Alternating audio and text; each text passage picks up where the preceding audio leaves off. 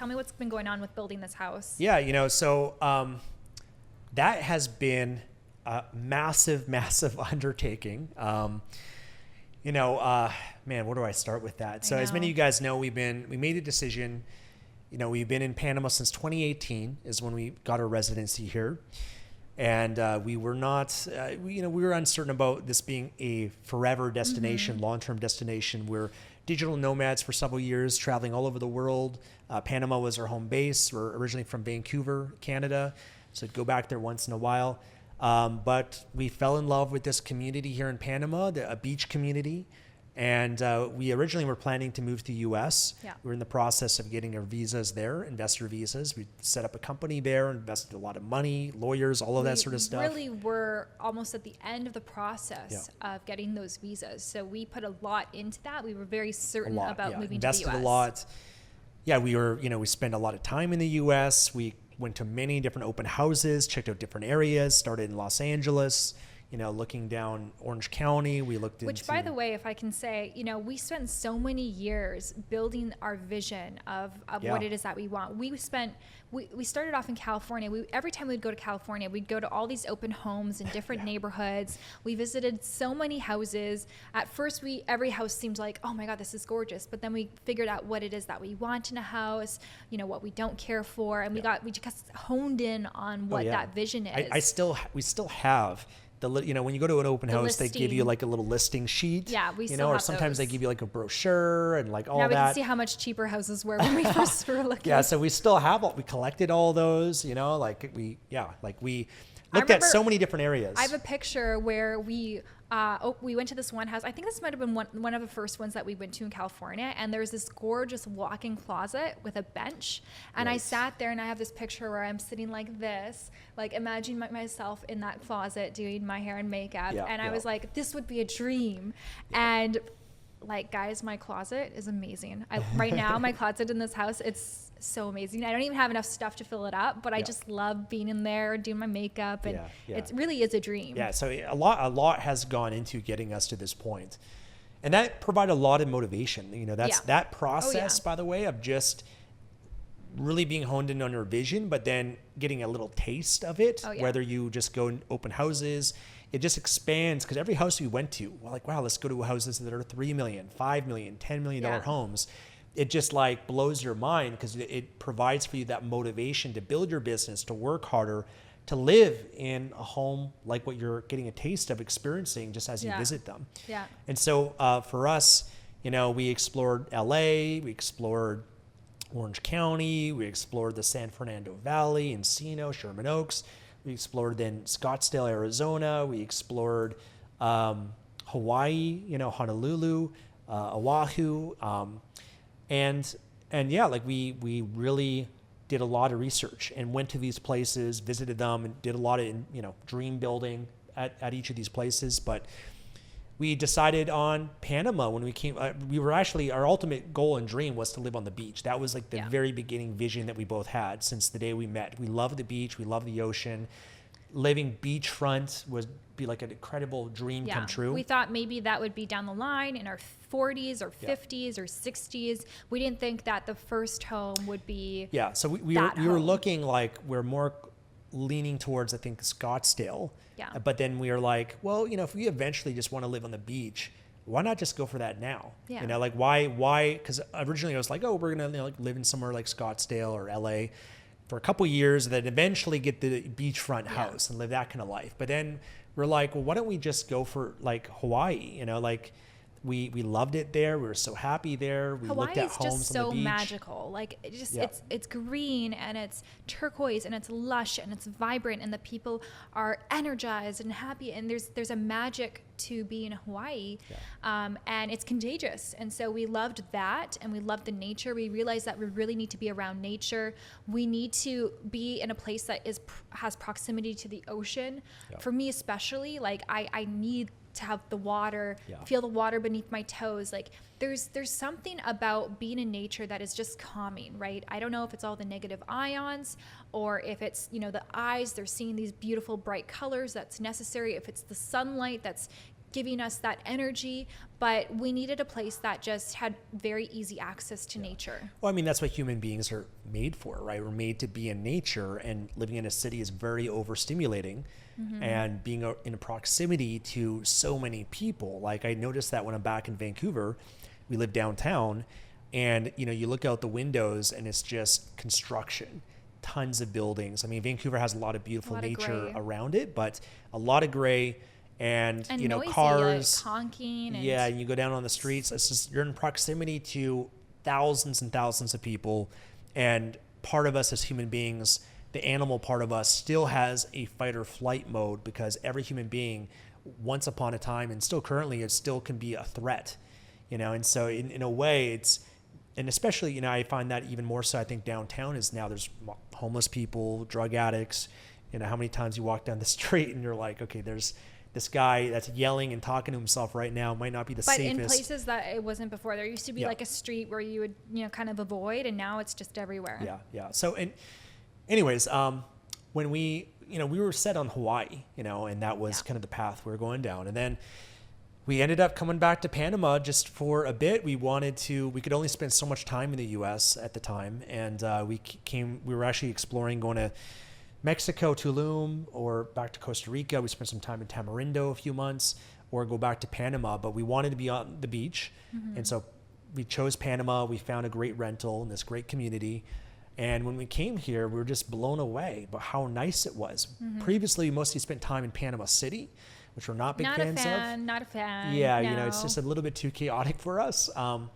Just no infrastructure, like our port. Like, okay, there's infrastructure, but like, can I have a sidewalk, please? Yeah.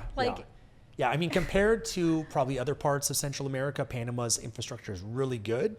But compared to North America, it's like, you're not going to be walking down the street with your stroller, and your baby, and then your dog or something like that. It's just not really. Well, and that was one of the motivations for finding this beach place, because I was like, I'm going to, if I'm going to be there for a while, like, I'm going to have a baby and, settle down. Yeah. So we discovered this community, and I was just like, check. Yep. It's really meeting all of my desires. What I love about it is that Stefan and I were both very active people. We like to be outdoors. We like to use our bodies. And here, you've got the gymnasium, you've got the beach, you've got all these beach clubs, you've got the golf course. You've got an equestrian center. You've got the marina where you can take out the boats or go jet skiing. It really bike riding, tennis paddle. Yeah, it's like it's got all those things. And wait a minute, we can live on the beach. Yeah. And it's not just like, a beach. It's an amazing beach. It's beautiful. We have a good amount of sand before we reach the water. Like right now, Water's we're recording warm. this, we're looking out at the beach, our backyard. We have some grass, and then it's just the beach. And it's literally a dream. Yeah, and especially then, so when we came here and then we compared it, well, this is like a third of the price of what it costs in Hawaii. And in Hawaii, you're not really going to build a house in Hawaii. You're going to buy a house.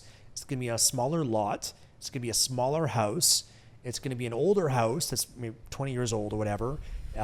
It's not going to be as modern. It's not going to be in a community, because when you look in Oahu, all the beachfront houses, they're kind of like, a lot of them, sometimes they're like on a highway, so it's like your front yard, you have a front yard, but then there's like a highway, it's busy, cars and everything. It's not ideal for small children. Yeah. So, you're not going to have easy access to a gym and all those amenities that you mentioned. And then a lot of the beachfront homes don't have pools. So, when we did the comparison, and then if you want to have a nanny and a housekeeper and a chef and things like that, in Hawaii, those things are very expensive. And so, in compared to Panama, really inexpensive to have those things. Very, like, for the cost of like one cleaner in Hawaii, you could have 3 here in Panama, 4 probably.